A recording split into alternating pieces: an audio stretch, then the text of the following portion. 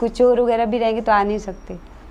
तो ऐसा हुआ तो मैंने इग्नोर कर दिया। फिर मैं खाना खाती बैठी, जैसे ही 10-15 मिनट हुआ उसके 2 बज के गया तो मुझे पायल की आवाज़ आने लगी जोर से। हाँ, ज़ोर ज़ोर से पायल की आवाज़ आने लगी।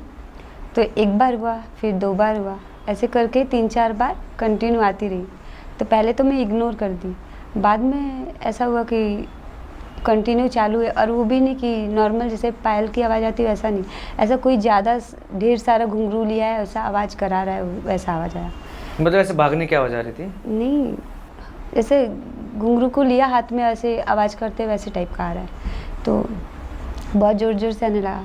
तो फिर मैं डर गई और फिर मैं उठी, फिर मैं अंदर हॉल में गई और मम्मी को उठाया।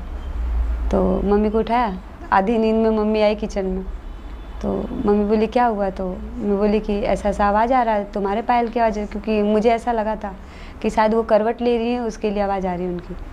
पर मम्मी बोली कि मेरे पायल में तो अब घुंघरू ही नहीं है। मैं कुछ ज़्यादा ही डर गई। फिर मैं अपना बिस्तर लेकर मम्मी के रूम में आ गई सोने के लिए। तब से मैं वो रूम छोड़ दी सोना।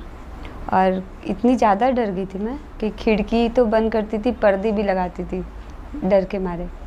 तो ऐसा तो हुआ। उसके बाद में कुछ दिन ठीक चला पूरा।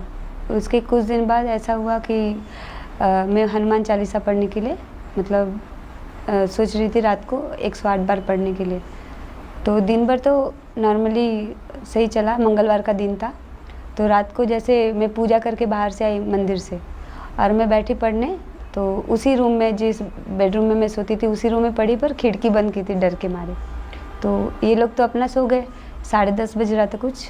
तो मैं बैठी पढ़ने और पढ़ते पढ़ते जो अक्षत होता है वो एक एक गिनती थी मैं। तो ऐसा कर कर के 2 बज गया और 108 बार पढ़ना था मुझे, पर 2 बज गया जिस टाइम में। तो 4:30 बजे तक पढ़ी, पर जिस टाइम 2 बजा उस टाइम में ऐसा लगा कि खिड़की कोई ज़ोर ज़ोर से खींच रहा है। और वो एक बार नहीं हुआ, कई बार ऐसा हुआ जब तक मैं हनुमान चालीसा पढ़ी।